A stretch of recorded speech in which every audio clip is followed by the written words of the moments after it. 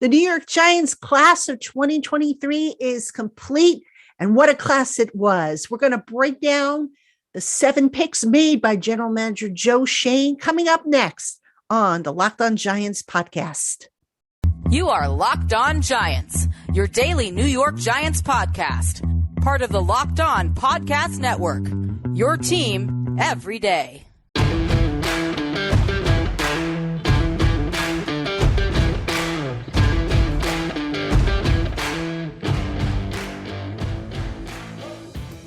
Hello, New York Giant fans, and welcome to another edition of the Locked On Giants podcast, part of the Locked On Podcast family, your team every day.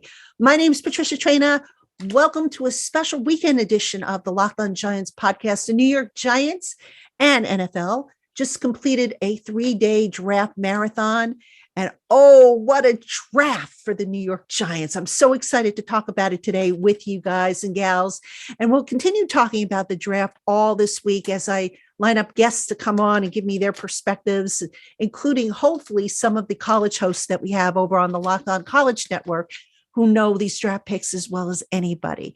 So that's all coming up on the Locked On Giants podcast. But first, we've got some business to take care of today, and that is my opinions on the Giants class of 2023. And this episode of the Locked On Giants podcast is being brought to you by Ultimate Football GM. If you've ever dreamed of becoming an NFL GM and managing your own football franchise, then this game is definitely for you. To download the game, just visit ultimate-gm.com or look it up on the app stores. Our listeners get a 100% free boost to their franchise when using the promo code Locked On in all caps in the game. All right, Giant fans, what we're going to do is we are going to talk about the Giants 3-day draft. I'm going to take round 1 in this segment, then rounds 2 and 3 in segment 2, and then 4 through 7 in the final segment. But I have to first tip my hat to Joe Schoen here, folks. First off, one of the predictions I had made going into this draft was I didn't think the Giants were going to keep all of their draft picks, and they didn't.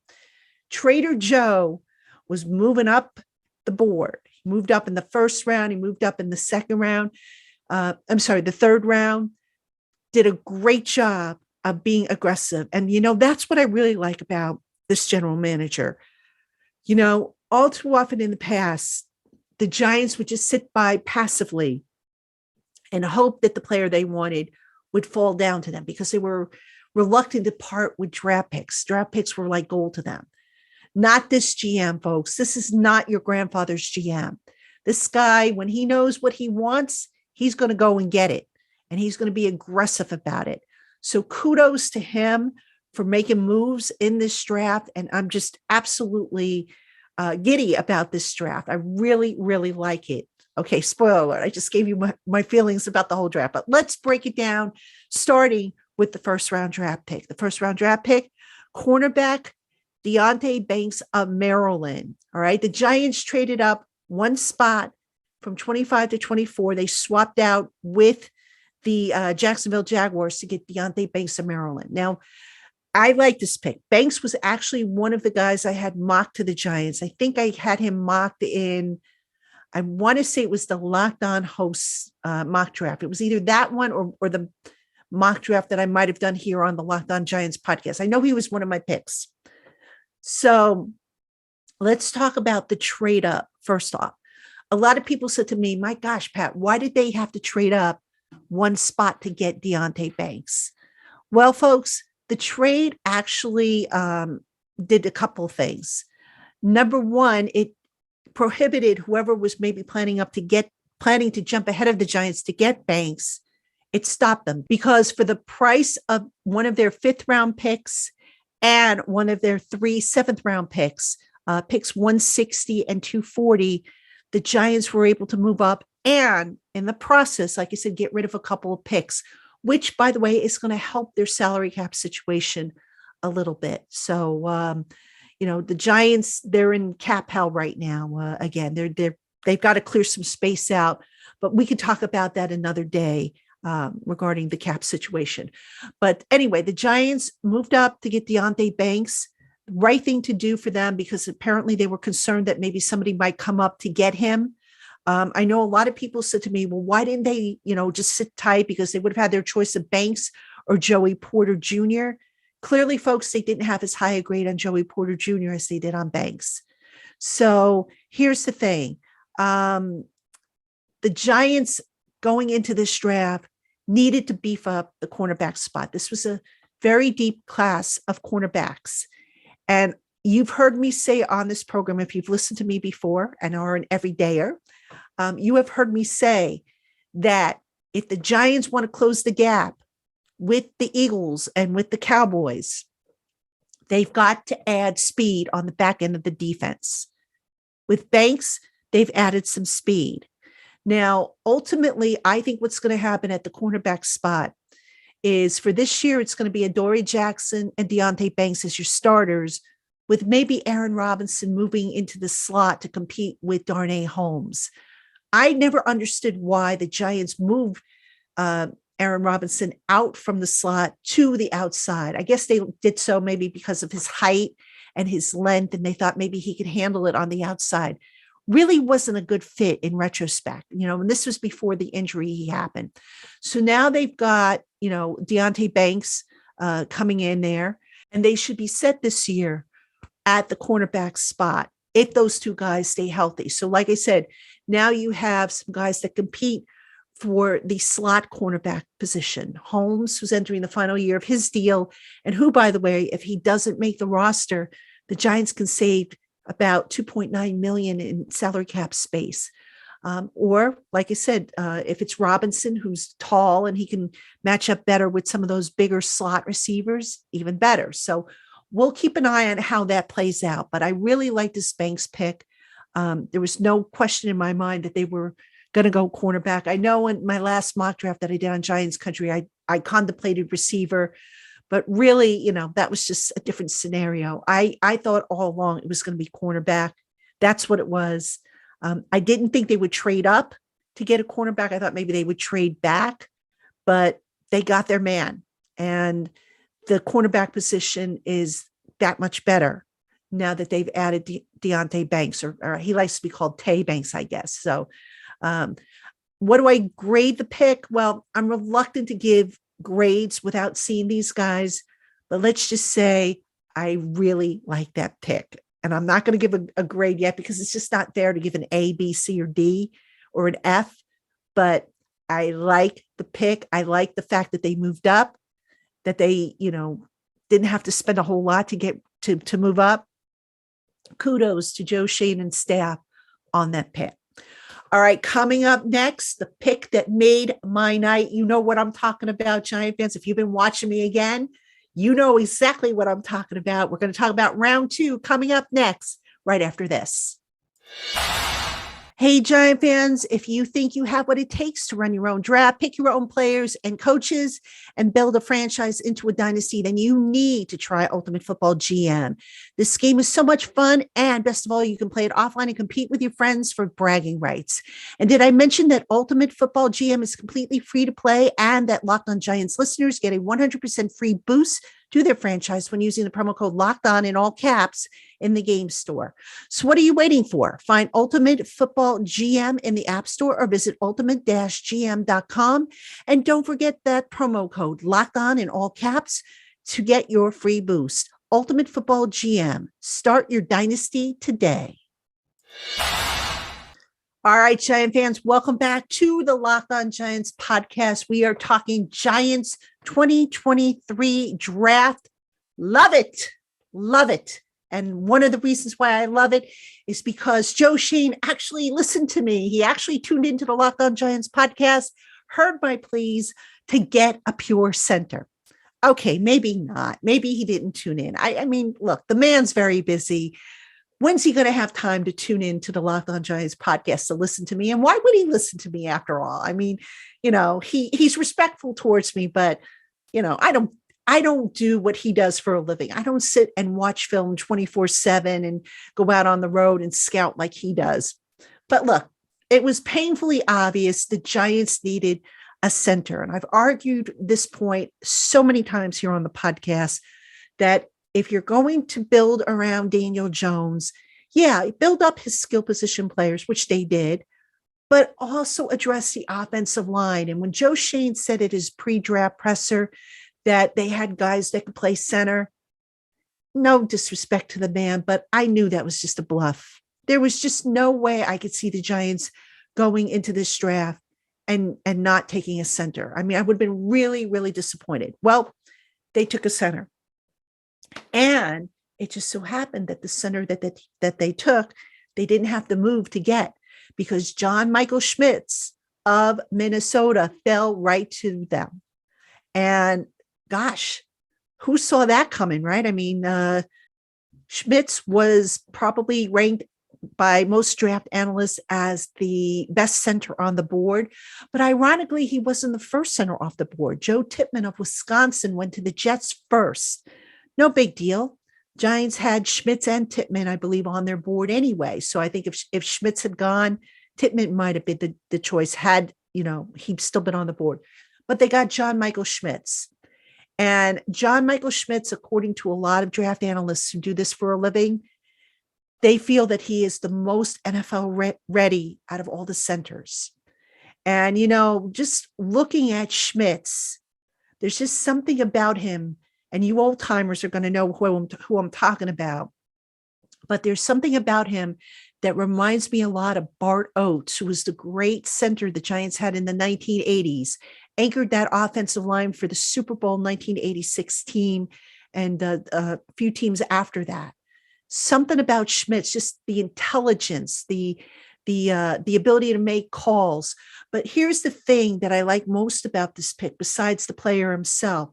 Daniel Jones now has a guy that he can get on the same page with, that he can grow old with in this offense, and he doesn't have to start all over every year with a new center, which is what he's had to do time and time again. I mean, I just never understood the logic behind that. A lot of people say, oh, Daniel Jones, the Giants didn't help him out. True. They didn't help him out with quality receivers, quality skill position players. The offensive line was a mess, but nobody ever really talked about the fact that he had a revolving door at center. So now he has a potential long-term center there. And here's the other thing, folks. Last year, the center position, there was way too much pressure coming up the gut. And so with Schmitz, he's got a little bit better of an anchor, a little bit more ferocious streak. I'm curious to see how well he does, but I have a feeling those leaks up the gut might be significantly reduced. So my fingers are crossed that Schmitz is going to solve that problem. Really like this pick a lot, and, you throw in Andrew Thomas and Evan Neal, who I think is going to be better, by the way, this year as the bookend tackles. I think they want for Joshua Ezeudu to eventually be their left guard, though he's going to compete with Ben Bredesen, I'm sure, for the position. Mark Lewinsky will probably be the right guard for this year, but they do have, other guys that they can plug in there. Jack Anderson, Marcus McKeithen, I think, can play guard. I believe Tyree Phillips can play some guard, but guards they got. Center, pure center, now they got one. And I'm just absolutely thrilled that they finally got a center. So that pick, I mean, if I were giving a grade, I think y'all know how I would grade that pick. All right, let us talk about round 3. Wide receiver, Jalen Hyatt. So Jalen Hyatt out of Tennessee. Now, this is a guy, interestingly, that had, I believe by some people thought he was going to be a first-round talent. Hyatt slipped to the 3rd round. Now, why he slipped, I don't know. There's all kinds of, theories, conspiracies. Some people think that because he had the hamstring issue and couldn't fully work out at the combine, maybe that was a concern. Maybe there was something in his medicals. I don't know. But regardless, here's a guy that apparently checked out for the Giants, medically speaking, and a guy that they traded up to get. So the Giants swapping picks with the Los Angeles Rams at 73. a trade, by the way, that Brian Dable apparently initiated, according to Joe Shane, who spilled the tea in the press conference after the day 2 was done. So they moved up, and they had to give up their 4th round pick, which was one of their premium picks. All right, no big deal, because Shane again hinted that he wasn't going to keep all 7 pick or all 10 picks anyway. So they got themselves Hyatt, who is, even though he played, mostly in the slot at Tennessee, this is a guy they can move around like a chess piece. And the number one thing, if you go back to what Shane and Dable have said in the past about receivers, is they want guys who can separate, who can get open. And with the Giants looking to add speed on the offensive side of the ball, remember, this is an offense that last year was dead last big play passes of 20 or more yards. So now they've got Darren Waller, they've got Paris Campbell, they've got Jalen Hyatt. All right, Darius Slayton is back. They've got speed, ladies and gentlemen. So if they're going to advance this passing game now to have Daniel Jones throw more passes deep down the field, they've got the ammunition now to get these guys deep down the field, guys who can get open and make big play passes. So I really like this pick. The big thing with Jalen Hyatt, I want to see obviously is, how well is he as a blocker when he has to run block, because that is part of the receiver's job. But I think Hyatt is going to be one of those guys that they could just move around to different positions, whether he's an X, a Z, or he plays in the slot. So I'm really looking forward to seeing how the coaching staff is going to deploy Jalen Hyatt. All right, coming up next, day 3, some interesting picks in day 3, including some depth picks. We'll talk about that coming up next. Hey, Giant fans, if you're like me and want to make a healthier snack choice, but don't want to compromise on taste, then you've got to try a Built Bar or Puff. These tasty treats are healthy and amazing, with each bar or puff covered in 100% real chocolate. It's like eating a candy bar, but without all the fat, carbs, and sugar. With Built Bars and Puffs, you're getting a generous dose of protein in every serving. We're talking on average 17 grams, with most bars boasting about 130 calories and 4 grams of sugar. And did you know that you don't have to wait for your box to ship from Built? Simply pop into your local Sam's Club or Walmart to pick up your box of assorted flavors and enjoy. You can thank me later. All right, Giant fans, welcome back to the Locked On Giants podcast, segment 3. I'm Patricia Traynor, your host, and I'm running down the Giants class of 2023. The Giants making 7 draft picks.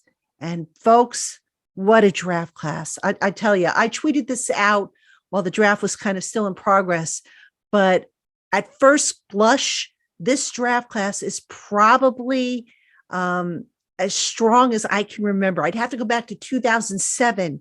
That class, of course, helping the Giants go on to win a Super Bowl, to recall a draft class this solid. Now, granted, it's on paper. This class hasn't played a single down yet in the NFL, but I really, really like the value that the Giants got. I like the approach they took. And I'm very, very excited to see how this class performs. I think they just, the Joe Shane knocked this one out of the park. But of course, time will tell. Maybe in a year or two, I'll feel otherwise. But I really, really like this class. All right, let's talk about day number 3, what the Giants did on Saturday. So the Giants had 4 picks on day 3. They had a 5th rounder, a 6th rounder, and 2 7th rounders. Okay, I'm going to go out of order a bit here. I want to start with talking about the 7th round picks. Defensive lineman Jordan Riley of Oregon, who was the first of the 7th round picks, pick number 243, and defensive back Gervarius Owens of Houston, pick number 254, the second of the 2 7th round picks. Folks, these 2 picks, as I see it, are depth pieces. They're developmental pieces. All right. Riley, productive at Oregon, but not really a whole lot of experience. I think he's going to be a guy that with a solid camp will probably end up on the practice squad. The Giants have some depth on the defensive line to where they don't need this kid to really step in and play right away. They have obviously Joaquin Nunes Roches, A. Sean Robinson behind Dexter Lawrence, behind Leonard Williams. They also have on that defensive front Ryder Anderson, who's a guy that I know Wink Martindale really likes. So Riley, to me, is probably a developmental project that will probably be on the practice squad. Same thing with Owens. I believe he converted from cornerback after the 2019 season, which would have been his first year in the program. So he's still kind of learning the position. He's still learning angles and that sort of thing. But you know what? He's a hard-hitting box safety, a good tackler, just needs to refine his feel for the position. So I also think he's going to be a developmental prospect that maybe lands up on the practice squad. So I don't hate the 2 picks. Basically you don't expect a whole lot from the 7th rounders, but you never know. Sometimes you find a diamond in the rough who can come right in and be an impactful player. So we'll see if either one of those guys really, catches on and really, accelerates his development through the upcoming months. All right, let me circle back now to pick round 5, pick number 172. That was running back Eric Gray out of Oklahoma. I'm pretty sure somewhere along the line in one of my mocks, I had Eric Gray. I mentioned Eric Gray as a guy I liked. I like this pick. Eric Gray is a good runner. He can also catch the ball out of the backfield. He can pass block. He is a every down running back. Now, a lot of people, when they picked Eric Gray, immediately said, hey, what does this mean for Saquon Barkley?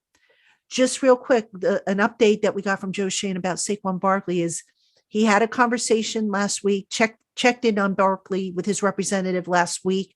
They're going to circle back again now that, once the draft and the undrafted free agency part wraps up, and they're going to decide based on feedback from Barkley's agent, what kind of offer, if anything, to put back on the table. So that sounds like it's going to ramp up again, hopefully they can reach a multi-year agreement, although that remains to be seen if that happens.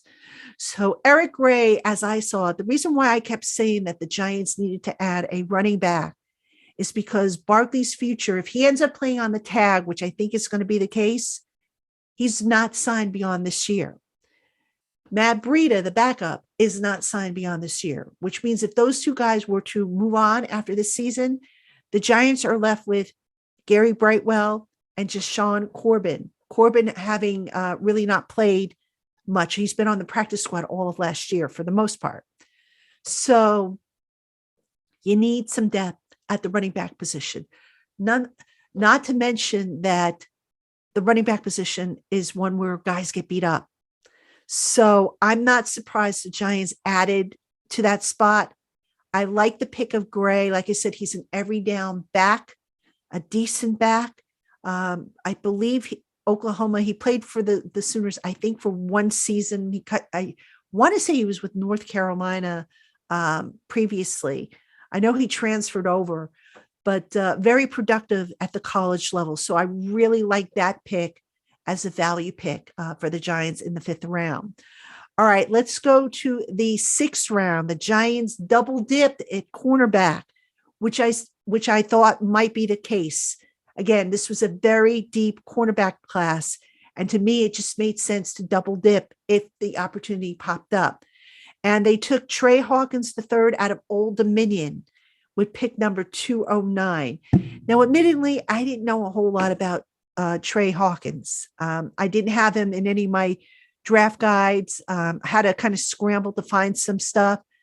But fortunately, Coach Gene Clemens, who I'm going to have on the show later this week, was able to come up with some information about Hawkins. And basically, Hawkins is a physical cornerback who actually has some experience at safety. So I have to think that the versatility of being able to play safety and cornerback appealed to the Giants.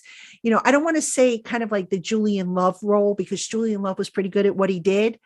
But just, when I saw the background on Hawkins, immediately I thought, oh, okay, he's maybe the guy they're eyeing to take on that Julian Love role at some point down the line. And, who's to say that Hawkins can't develop into a Julian Love? It took Julian Love, almost 4 years or 4 years before he finally cracked into the starting lineup. You look at the situation at safety for the Giants, and, they have Xavier McKinney, who should be okay, with that hand, but who's going to need a new contract at some point because he is entering the last year of his contract. They signed Bobby McCain to a 1-year deal. They have Jason Pinnock on the roster. They have Trenton Thompson on the roster. They have Dane Belton on the roster. They needed depth at safety. So I'm not surprised that they went for a guy who was versatile enough to play corner and safety. Again, like that Julian Love role, although Julian was more of a safety, very rarely played corner. So I like that pick as well. I thought it was a good value pick, filled a need. Just overall, I think, Joe Schoen did a good job of marrying need with value across the board while leaving the team with some developmental picks in the 7th round. So just overall, for me, a very, very solid draft by the Giants. The home run pick for me, John Michael Schmitz. Again, been screaming for a center for so long. Now I don't have to do it anymore. You don't have to listen to me scream for a center. A head scratcher pick, if I had to pick one, hard to say. I don't know if there really is a head scratcher pick. I guess I would say the one head scratcher for me in this draft is I thought they would add an edge rusher, but the fact that they didn't would suggest that A, they didn't think the value was there when they went on the clock, and B, maybe they think a little bit more of guys like Tamon Fox and Ellerson Smith than I'm giving them credit for. So that was a little bit of a head scratcher. I know some people said, well, why didn't they draft a linebacker? Well, folks, they've got Bobby Okereke, who's going to be an every down linebacker. Jared Davis hopefully will be better than he was last year. Remember, Jared Davis came in and basically had to hit the ground running, didn't have time to learn the playbook. So with an off season under his belt, hopefully he will be that more comfortable, much more comfortable in this defense. And then don't forget about Darian Beavers, who is coming back off of the ACL injury. Beavers is a thumper. All right. I don't think he's going to be asked to do much in the way of coverage if he's healthy and out there on the field. He's going to be more of that downhill linebacker.